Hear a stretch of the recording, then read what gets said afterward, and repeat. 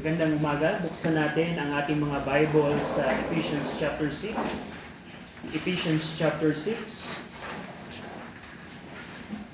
Ephesians 6 verse 13 hanggang 17. Ito po ay bahagi ng huling section po ng Book of Ephesians kung saan pinakita ni Paul kung paano ang mga church members sa Ephesus ay lumakad sa gitna ng kanilang spiritual na labanan. At nakita po natin previously in verse 10 na inutusan ni Paul ang mga church members to be strong in the Lord.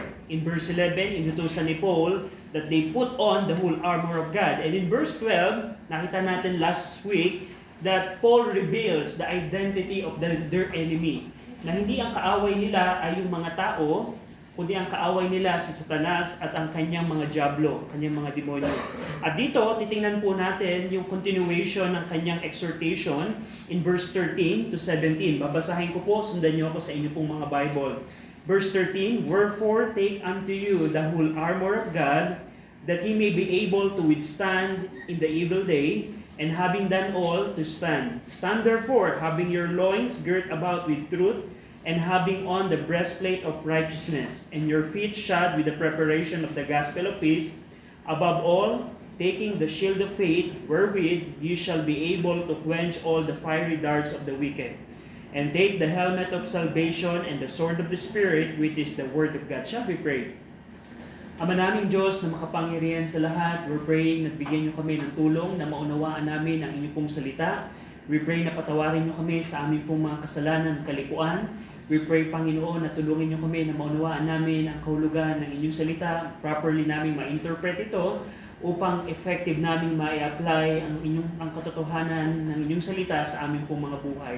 We pray na ang Banal na Espiritu po ang magbigay sa amin ng kaliwanagan, magtulungan kami na maunawaan ito. I pray na kahabagan niyo kami, kaawaan. In Jesus' name we pray. Amen. So, sa pagpapatuloy po ng exhortation ni Paul in their warfare, makikita natin in verse 13, after knowing the identity of their enemies, Paul commands the church member again to take unto them the whole armor of God. Previously, in verse 11, Paul commanded them to put on the whole armor of God, but in verse 13, Paul repeats the same command. "Wherefore, take unto you the whole armor of God." Inulit ni Pablo ito, Paul repeats this command to emphasize the urgency of doing this. So, dito inulit ni Pablo yung utos niya upang ipakita na napakahalaga yung kanyang inuutos. And similar to the word put on ng verse 11, yung word na take unto you, is also in aorist imperative. Now, whenever makikita natin po yung aorist imperative sa language ng Bible, ipinapakita po nito na merong urgency yung inuutos. So kung halimbawa, nag-utos ako na halimbawa, inutusan ko si Jochebed, gawin mo yung bagay nito. Kung gagamitin ko sa language ng Greek, ang aorist imperative, ipinapakita ko na yung merong urgency yung inuutos ko dito. At dito yung makikita natin sa mga imperative ng section na ito, they are all in aorist imperative. So, binibigyan dito ni Paul ng emphasis na kailangan yung gawin to right now, Ephesians Baptist Church. And dito, he gives further description on the purpose why they need to equip themselves with the armor of God. In verse 11, makikita natin in verse 11, the purpose why they need to put on the armor of God is to be able to stand. To stand against the wiles of the devil. Pero dito in verse 13, dito meron siyang further description kung bakit kailangan nilang suotin ang baluti ng Panginoon. Napapansin nyo yung word na to withstand.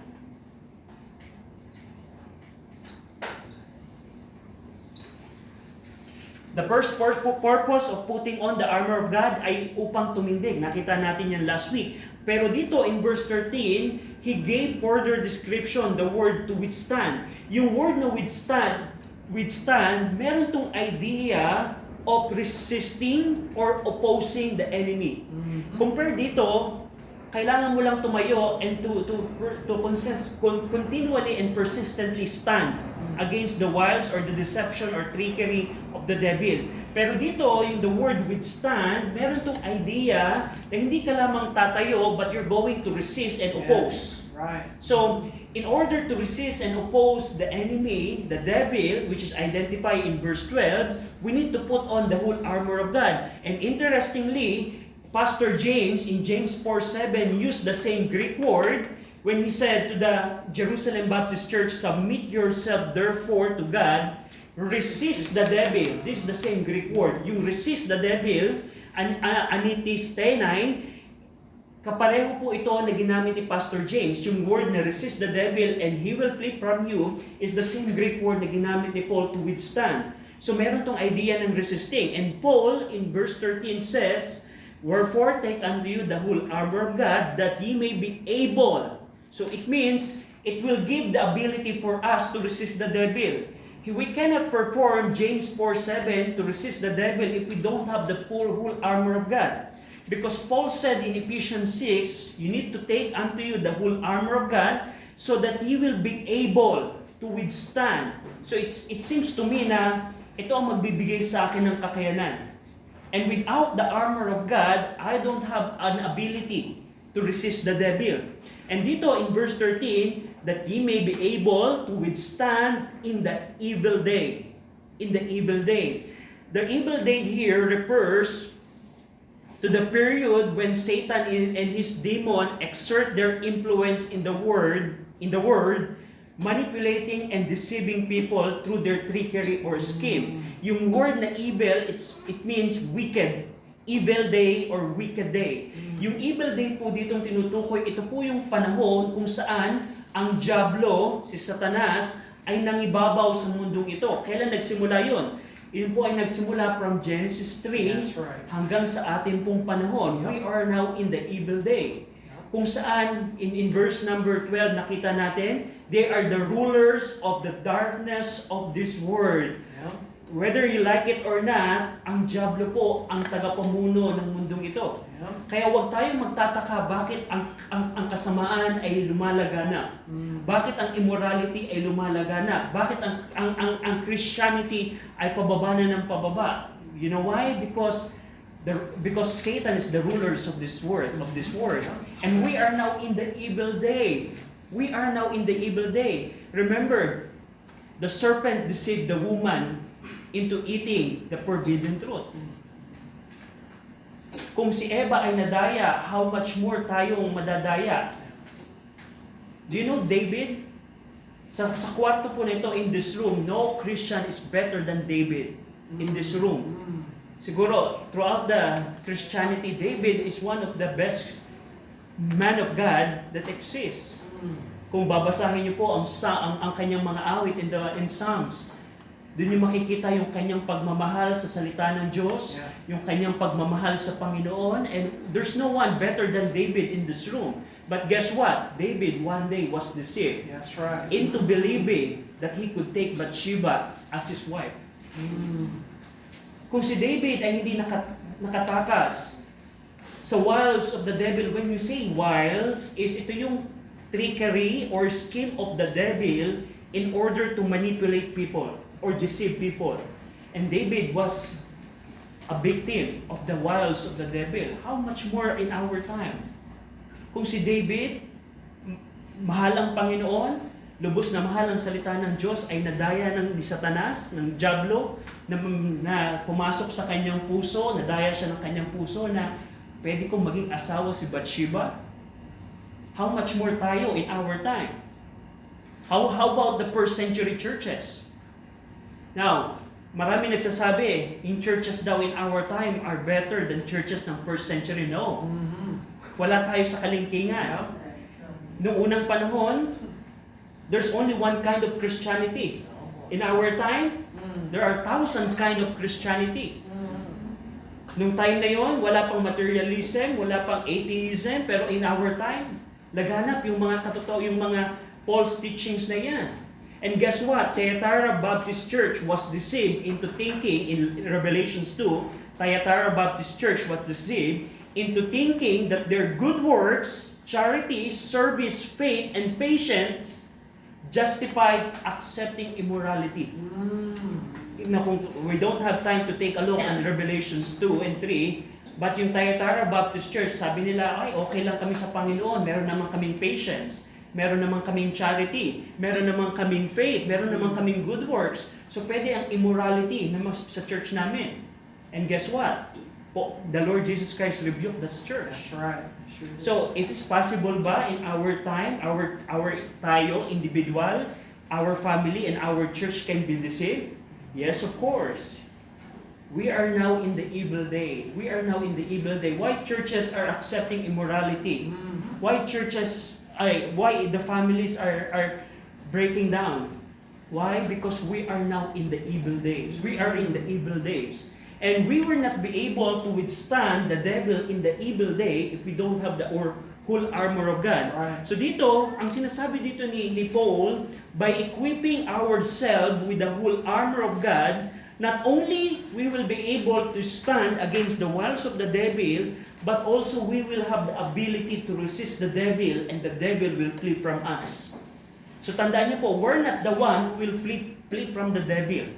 We need to resist the devil and the devil will flee from us. And in verse 13, in the end of the verse 13, Paul said, and having done all to stand. Dito, Paul used the expression, having done all to stand, to emphasize the full utilization of every resource available to be able to win the battle. Having done all to stand. What Paul was saying here, gamitin natin ang lahat ng paraan, lahat ng resources na ibinigay ng Panginoon so that we will be able to stand in this battle. So kung nakita natin previously, kailangan natin maging malakas sa Panginoon. Kailangan natin suotin ang baluti na binigay sa atin ng Panginoon. Having done all to stand, we need to utilize every resources. And dito, tandaan niyo po, hindi pinapangako ni Paul sa Ephesus Baptist Church that the devils will be defeated if they become strong in the Lord and if they put on the whole armor of God. So there's no defeat of the devil that is promised here. I want you to take note na we will not be able to defeat the devil in our time. But in the future, in our future redemption, when Christ comes and He establishes His kingdom on earth and when tayo ay i-rapture na ng Panginoon, yun po ang ultimate victory natin sa diablo. But right now, in our time, there's no way to defeat the devil. Because ang diablo po, ang mga anghel, mga fallen angel, they are more superior than human, than us. Hindi ipinapangako, Paul was not promising a victory over the devil, but Paul was giving them an assurance that in the battle, you will be able to stand. Na kayang makakatayo ka sa gitna ng labanan. At hindi lamang doon, mariresist mo ang diablo. If you're aware sa World War I, one of the history ng World War I, 1914 to 1918, kung aware kayo dun sa trench warfare, yung trench warfare na yung Western Front in Europe, kalaban nila yung mga Germans. And sa loob ng 4 na taon, ang ginawa ng Western Front, England, naghukay sila ng mga trenches. Alam niyo yung trenches, yung hukay, upang hindi ka mabaril, hindi ka matamaan. And both side ay nagkaroon ng mga trenches. Miles of, and more, and mahabang trenches ang nagawa nila. But for almost 4 years, never silang nag-advance ang each side. They were in stalemate for almost 4 years. And in fact, mas marami pa ang namatay sa sakit, sa infection ng mga sundalo kumpara talagang namatay sa gera. But ang point dito is, katulad ng mga sundalo na yon, hindi nila purpose na manalo in that specific war because they're in the point na stalemate na yung kanilang battle. They want just to survive at makatayo at hindi sila mamatay during the battle. And it's the same thing sa ating labanan. Yes, the devils will be defeated in the future when Christ comes. But right now, the promise is so that we can be able to stand and withstand or resist the devil. So, dito, Paul assures them, or God is assuring us, that if we do put on the whole armor of God, we can be protected. in the midst of devil's deception. At dito, ine-expect ng Panginoon na gamitin natin ang lahat ng available resources. Be strong in the Lord and put on the whole armor of God. Now, in verse 15 hanggang 17, dito na po binigyan ni Paul ng definition or in-identify na ni Paul yung mga various pieces of the armor of God. So tandaan nyo, ang utos sa atin, suotin natin ang buong baluti ng Panginoon. At dito, in verse 15 hanggang 17, 14 to 17, makikita natin ano yung 6 pieces of the armor of God. So dito, meron tayong belt of truth, meron tayong breastplate of righteousness, meron tayong shoes of the gospel of peace, shield of faith, helmet of salvation, and the sword of the Spirit.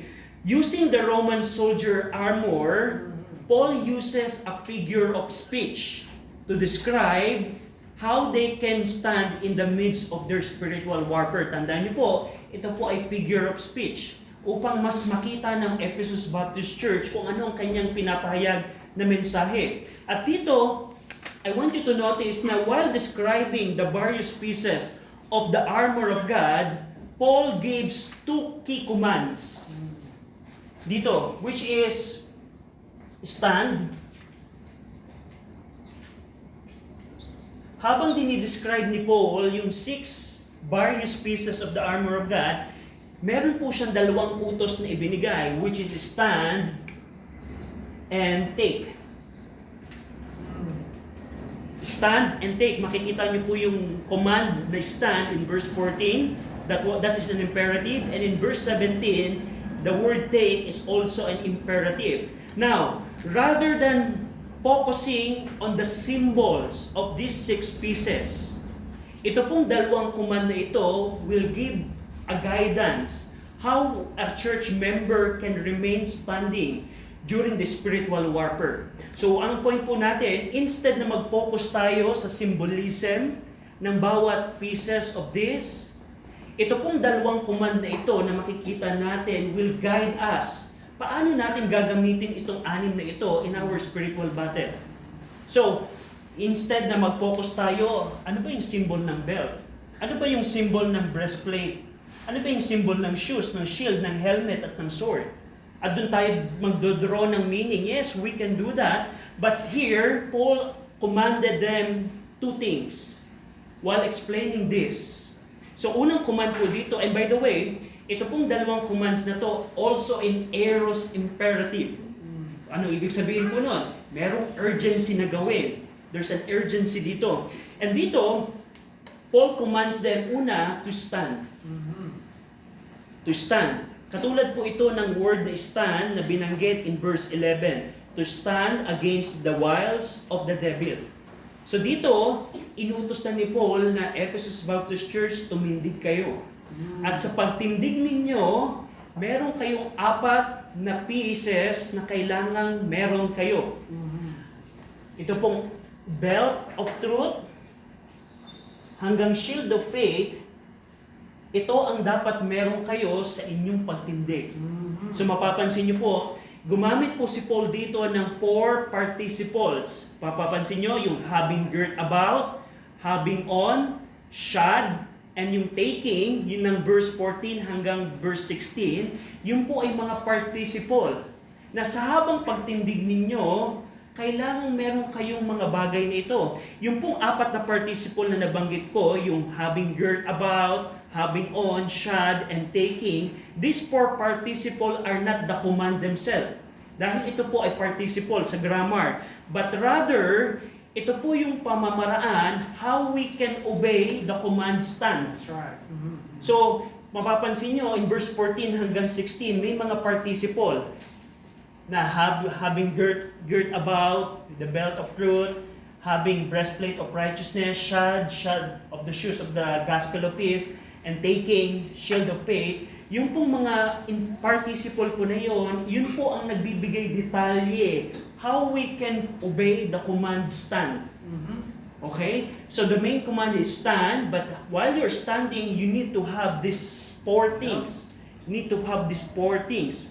At dito, to consistently remain, to remain steadfast amidst the devil's deception, ang mga church member must firmly establish or stand themselves in these four components of the armor of God.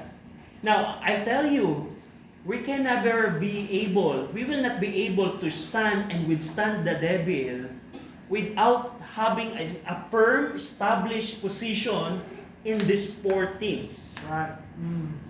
So it will be impossible for you, I will resist the devil so that the devil will flee from me. But if you don't establish yourself in truth, Right. in righteousness, Yeah. in the preparation of the gospel of peace, and in faith, I Yeah. tell you, you will not be able to resist the Right. devil. And you say today, this morning, oh, I heard last Sunday that I need to stand in the walls of the devil.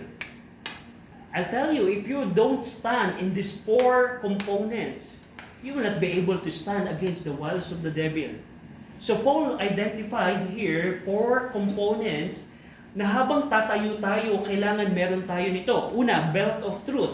Dito, Paul commands them to stand by having their loins girt about with truth, or in other words, stand by holding on to truth. Yung tinutukoy dito ni Paul na, of course, this is a figure of speech, meaning gumagamit si Paul ng illustration just to impose ano yung kanyang mensahe. But in other words, what Paul was saying here, Ephesus Baptist Church, stand by holding on to truth.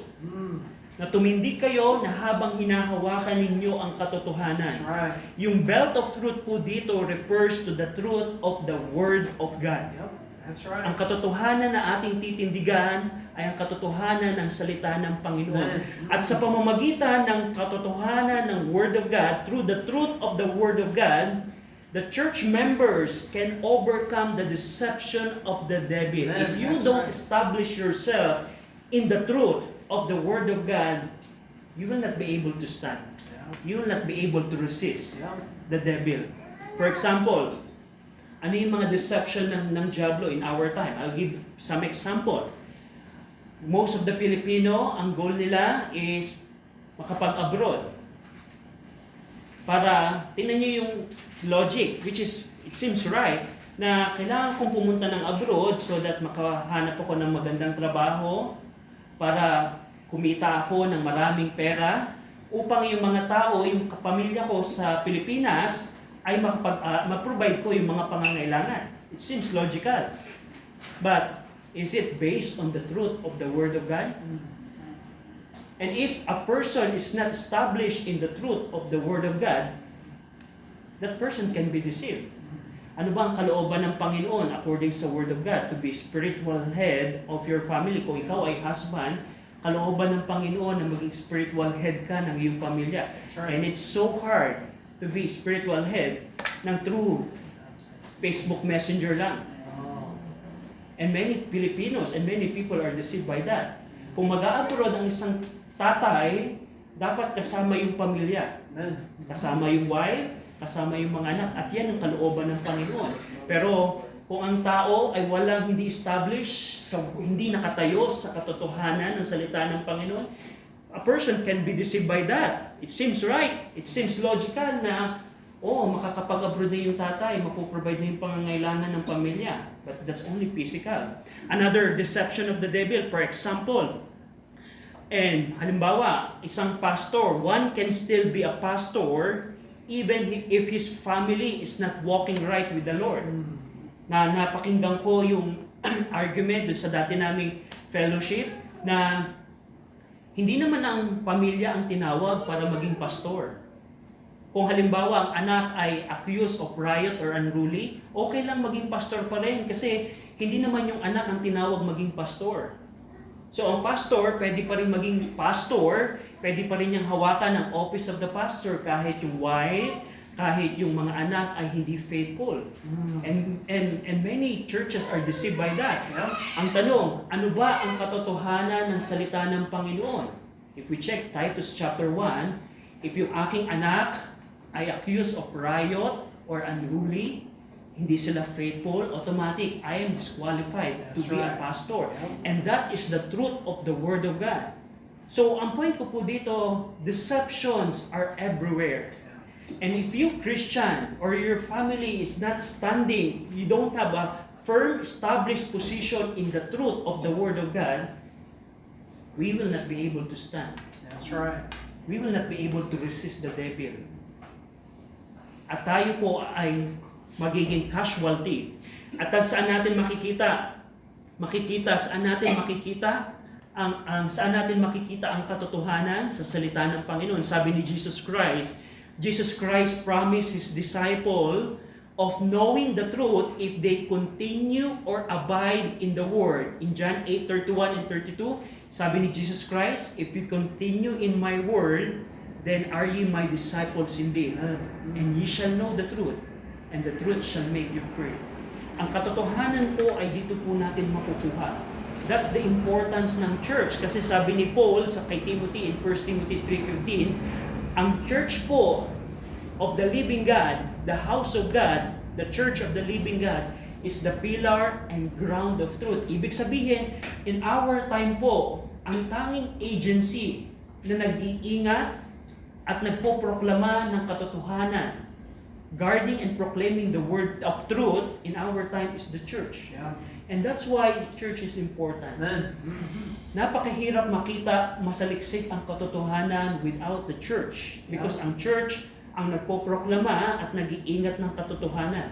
At dito po natin makikita ang katotohanan. Amen. Now, it's fair to say, can I say this, na if you are not established in the Word of God, you will not be able to stand in the truth. That's right.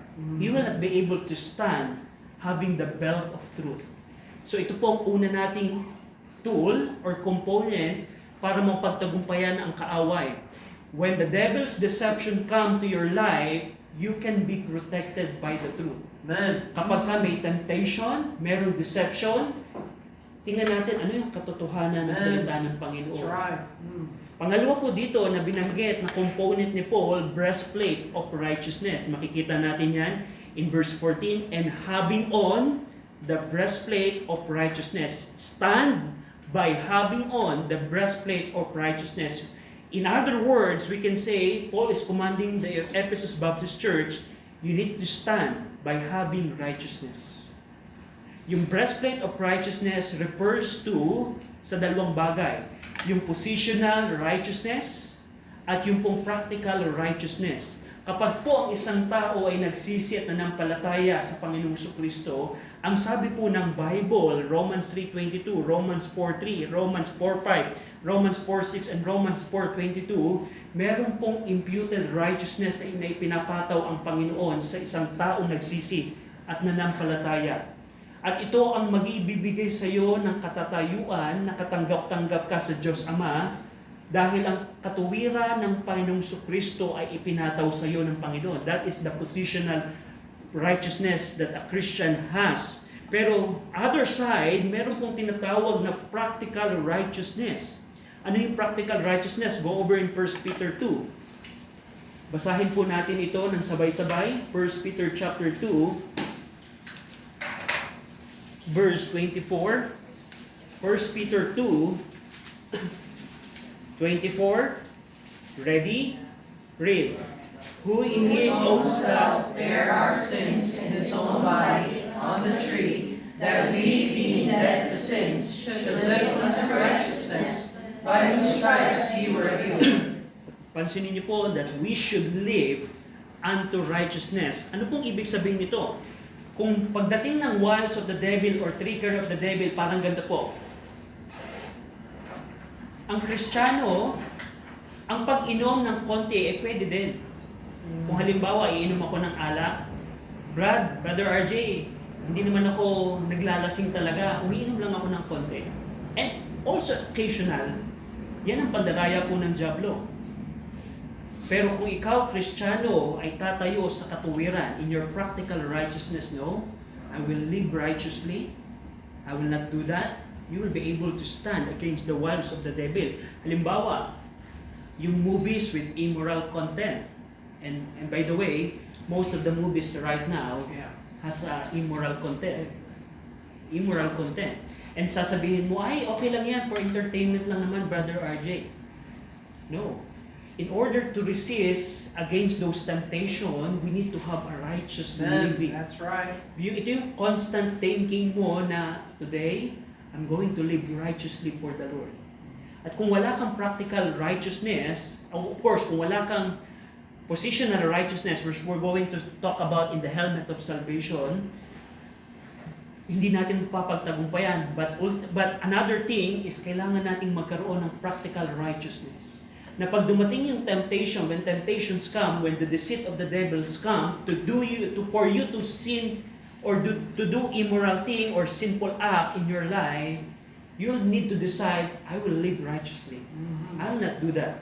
I'm going to stand having the breastplate of righteousness. That is the righteous living. Now, dito, one way to resist the devil is to live righteously. In order to withstand, we need to have a righteous living. Now, pangatlo po is yung shoes of the gospel of peace. Shoes of the gospel of peace. Paul commands them to stand by having your feet shod with the preparation of the gospel of peace. In other words, stand by preparing yourselves of the good news of peace. Tumindig kayo na inihahanda nyo ang inyong mga sarili sa mabuting balita ng kapayapaan. Now, dito po, yung shoes of the gospel of peace refers to the gospel na the good news na ang Panginoong, na ito po ay nagpapatungkol sa duty po ng mga church member, ng mga Kristiyano to proclaim the good news of Christ's death, burial, and resurrection, which can bring peace to individual. That's right. Yung pong third component ng ating full armor of God, ito po yung kahandaan. Ito po yung ating duty na iproklama yung mabuting balita na ang Panginoong Kristo ay namatay, inilibing at nabuhay namang muli sa ating pong mga kasalanan. Dito po mapapansin niyo, ito pong two items, truth and righteousness, this is for protection. So that we will be able to stand and withstand. Pero ito pong shoes of the gospel of peace, this is an attack. Why? Because when you preach the gospel of Christ to every creature, you are moving into the territory of the devils, so that the people who belongs to the devils can be freed from Satan. And mapapansin nyo, ito pong third item, this is the attack in our spiritual battle. Ang tinutukoy lang dito ni Paul, in order to keep standing amid the spiritual warfare, one must move to the devil's territory and preach the gospel of peace. Be it to preach the gospel of peace. Na hindi lamang ako tatanggap ng depensa, kundi aatakihin ko ang diablo, ang kanyang kingdom, ang kanyang pamumuna, by preaching the gospel of peace. By preaching the gospel of peace. At dito, Paul, yung author ng Book of Ephesians, being an expert in the Old Testament, employed Isaiah 52:7 when he says to the Roman churches, how beautiful are the feet of them that preach the gospel of peace and bring glad tidings of good things. In Romans 10:15. The first two pieces, tulad ng nabanggit ko, these are for defense. But ito pong third item, ito po ay for offense. At napakalaga po niya na we must be ready to preach the gospel of peace to every creature. And that's one piece na kailangan natin gawin upang mapagtagumpayan ang ating spiritual warfare. And fourth item is the shield of faith. The shield of faith. Now, in going back in Ephesians 5, in verse number 16, above all, taking the shield of faith, wherewith ye shall be able to quench all the fiery darts of the wicked. Above the three other items that was previously mentioned, he commands the Ephesus Baptist Church to stand by taking the shield of faith, or in other words, stand by living with faith. Na tumindig kayo, Ephesus Baptist Church, na meron kayong pananampalataya. Yung shield of faith po dito, it refers sa pamamaraan kung paano natin makikwench or may extinguish yung pong mga fiery darts of the wicked. Na for example, ang fiery darts of the wicked, ito po yung fiery darts of the wicked, it refers to the darts of unbelief that Satan or the devil throws to a believer. For example, is God real? That's a fiery dart of unbelief. Tunay ba ang Diyos? Is hell real? And kung papansinin po natin, most of the people in our time are victims of those fiery darts. Yeah. Tunay ba ang Diyos? O mas magandang paniwalaan na ang tao ay nanggaling sa isang Big Bang? Kasi, sinong paniniwalaan natin? O ikaw ay normal na tao, sinong paniniwalaan ng maraming tao? Yung bang mga PhD scientist na nag-aral sa magagandang school? O yung mga Baptist na walang pinag-aralan? Yeah. Anong pipiliin ng maraming tao? Yeah. Yung mga tao na yun. And fiery darts of the unbelief. Yeah. Is God real? Is hell real? Tunay ba na merong impyerno? Does God love me bilang Kristiyano? Ano ang binabato ng diablo? What's the fiery darts of the devil for us? Does God love me? Or is church really that important? Tunay ba na mahalaga ang simbahan? Or for example, is fornication really that bad?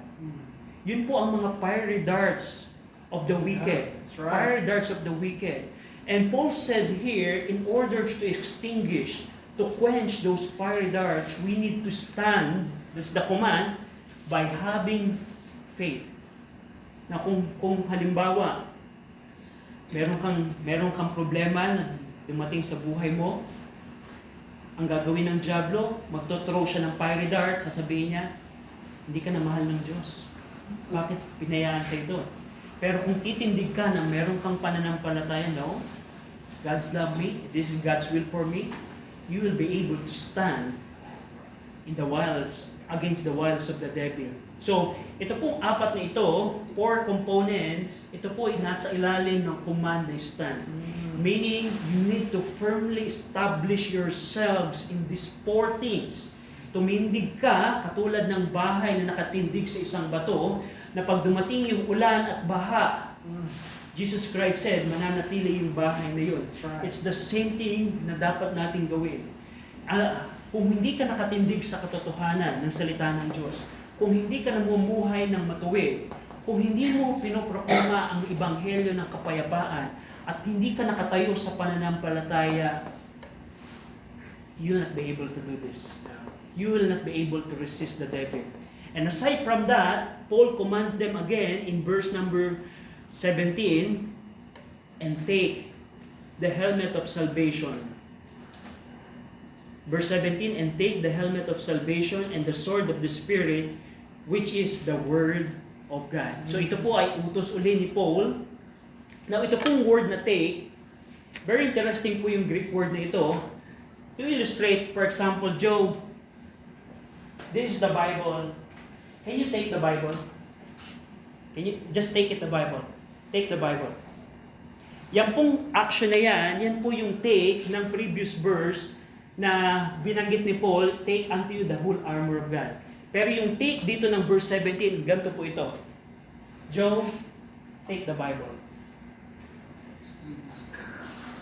So, yung take dito ng helmet of salvation, it has the idea of receive the helmet of salvation. Receive the sword of the Spirit. Hindi siya katulad nung take ng verse 13, na take unto you the whole armor of God. Yung take up ng verse 13, ito yung parang kuhanin mo sa sarili mo yung armor of God. Pero ito pong verse 17, it is receive the helmet of salvation or receive the sword of the Spirit. And very interestingly, the King James translator used this same Greek word 52 times and translated it as receive in the King James Bible. Translated it 4 times as take. Translated it 2 times as accept. Translated 1 time as take up. So, majority ng word na to, makikita nyo sa King James na receive. So, itong take the helmet of salvation and sword of the Spirit, it's not something na I'm going to take the helmet of salvation. I'm going to take the sword of the Spirit. No. You need to receive it. So anong unang kailangan tanggapin natin? The helmet of salvation. Can I say this? If you're not saved, you cannot win the battle. That's right. Amen.